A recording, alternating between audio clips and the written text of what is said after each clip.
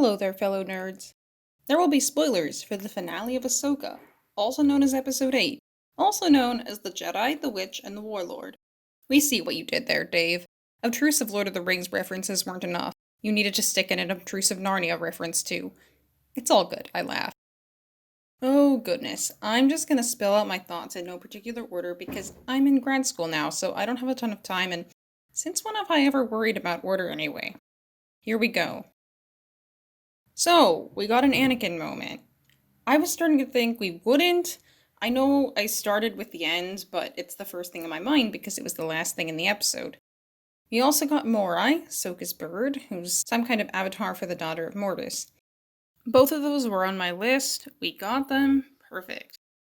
Baylan was hanging out with some statues of the father and son of Mortis. Now, if you haven't seen the Clone Wars, and they do get mentioned briefly in Rebels, but it's more fleshed out in the Clone Wars, I'll just say quickly that the father, daughter, and son are these force beings that represent balance, the light, and the dark, respectively. And at the end, we see Baylan standing on the hand of the father. And I didn't initially recognize the significance of this until one of my watch partners pointed out that Ahsoka represents the daughter, because she's connected to the daughter, but she's also light side. Anakin represents the son, and now Baylan is in this middle place like the father. It's kind of a benevolent, but it's a little unclear kind of place, a strange middle ground, which would be really interesting and exciting and especially appropriate because he knows both Anakin and Ahsoka and what Anakin became and what Ahsoka represents, but Ray Stevenson, who plays Baylan, died before this season came out, so whatever they were going to do with that is going to be a little harder to pull off, which is sad, both because Ray Stevenson died, but also because it's a little like Carrie Fisher dying before they could finish the Star Wars sequel trilogy. Except, to be honest, though I was very upset when Carrie Fisher died, because of her personally, I'm way more excited for this than I ever was for The Rise of Skywalker. And by this, I mean whatever happens next. Who knows when this story will get picked up? Mando Season 4? Will we get another season of Ahsoka? It would make sense, given all the work they've gone into to get this cast together and the threads they've left hanging. It certainly didn't feel like the end of a miniseries, it felt like a season finale. But I have no idea. Anyway, moving on.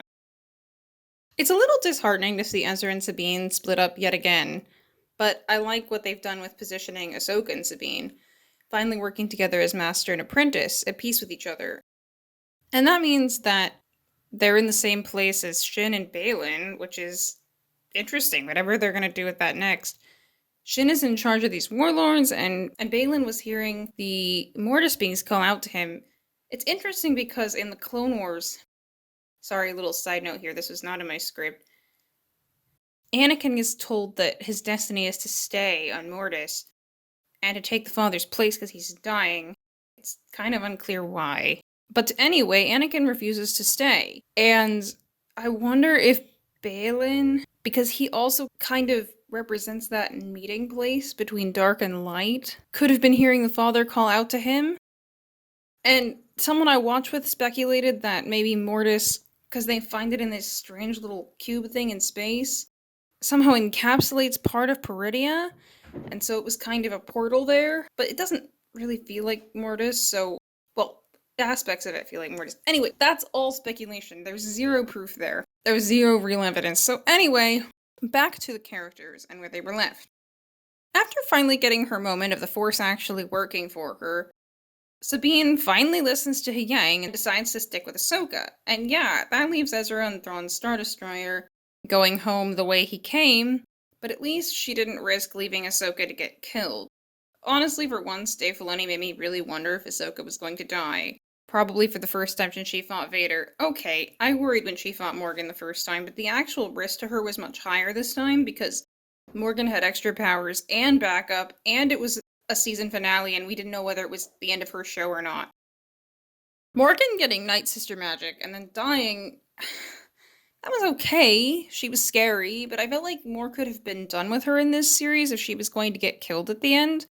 She sort of just feels like a bridge to Thrawn at this point, story-wise, which is a little frustrating. And also, it feels really strange to have Thrawn working with Force witches. I know he does what he needs to do and then he moves on. It's all very pragmatic. But there's a reason Legends Thrawn had the Force bubble worms, the real name of which I'm not even going to try to say. He doesn't trust things he can't understand.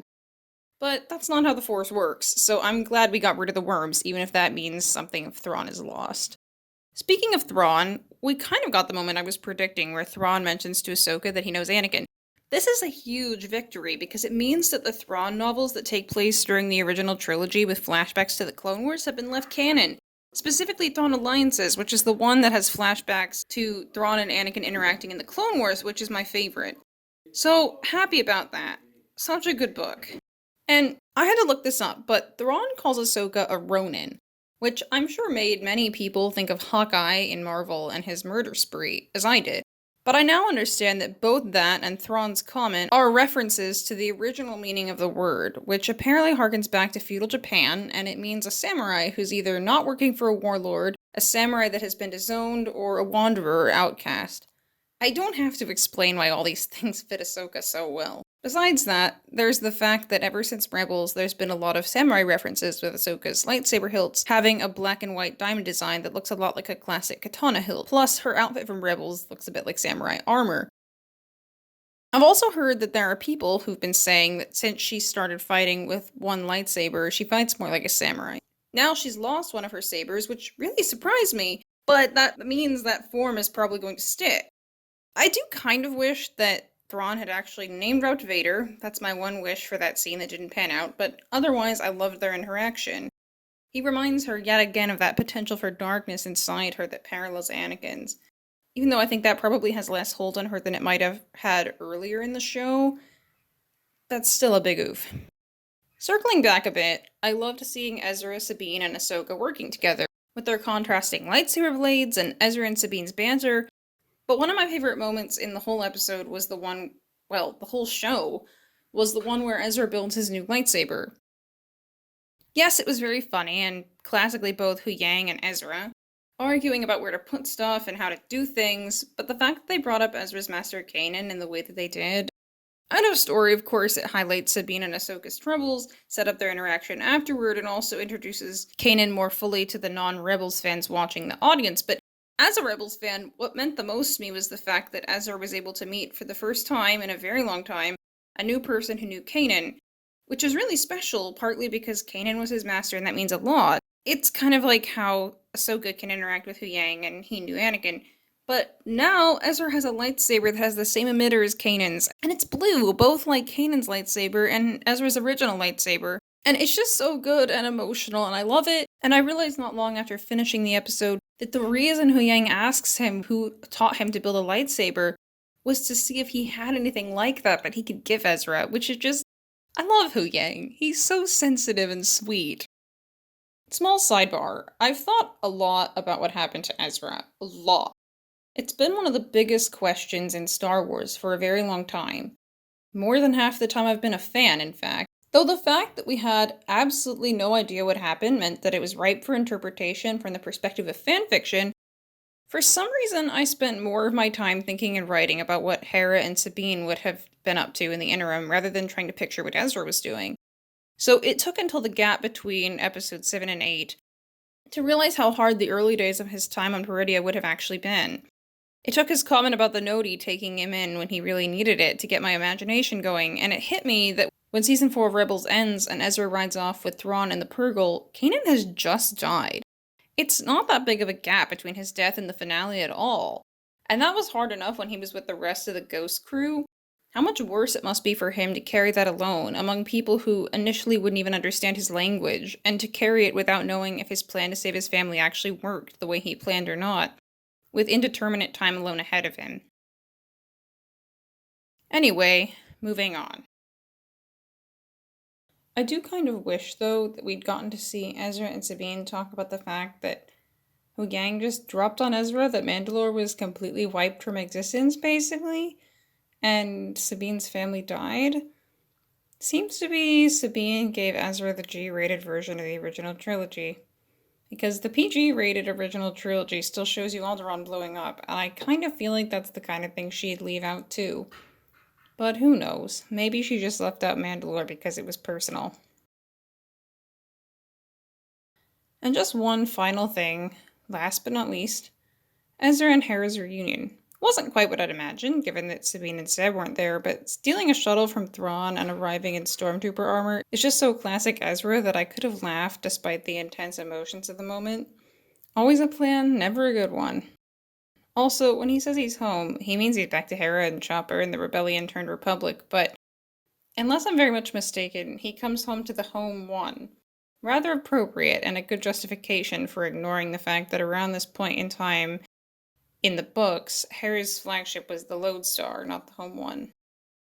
I don't remember whether I said this in last week's video, but the closer we got to the episode, the more I thought maybe an actual proper Rebels family reunion was not going to happen in this show. And it didn't. I think I'm okay with that, and I'm starting to wonder why I didn't see that coming sooner, because the closer we got to the end, the more obvious it should have become that there wasn't enough time to set it up properly. Especially for non-Rebels fans, but even for Rebels fans, you need Zeb there to help properly build up to it. As it was, I loved what we got of Ezra and Hera's reunion. I loved the fact that Chopper figured out that it was Ezra first. It's almost like Hera's in denial. So unlike Chopper, she's unable to see past the outer and figure out from context and movement who would be under the armor. Plus, Ezra showing up and then ducking down to touch the droid parallels multiple Ahsoka entrances. Both her entrance at the end of Rebels Season 1 and her entrance at the end of the Clone Wars Season 7 when she comes back to the fleet and R2 comes to her before Anakin and Obi-Wan do, and she bends down to touch him. Cue the edits! I don't have clip access or editing ability to make music videos, but if there's anyone out there who does, please make some emotional edits full of gut-wrenching parallels. And also, if you want to make a pure chaos one that's just called Ezra Bridger, always a plan, never a good one, well, I won't pay you, but I will leave lots of likes and comments and hearts on your channel. But they cut off before Ezra and Hera's hug. We see him having a touching moment with the grouchy orange war criminal, but not his mom. Like, why screen wipe at that moment? Did they think because we saw him hug Sabine and Ahsoka already, we didn't need to see him hug Hera? I hope whenever this is brought up next, they can fill in that scene. Again, who knows where that'll be or when. But I want it, in large part because I really want to see him finding out who Jason is live, and also especially given the conversation he just had with Yang and his new lightsaber. Okay, this video isn't exactly short as it is, and I've got work to do, so I think I'll cut myself off here and do a more in-depth speculation video sometime in the next few weeks. So watch out for that. For now, bye! Yet another random side note.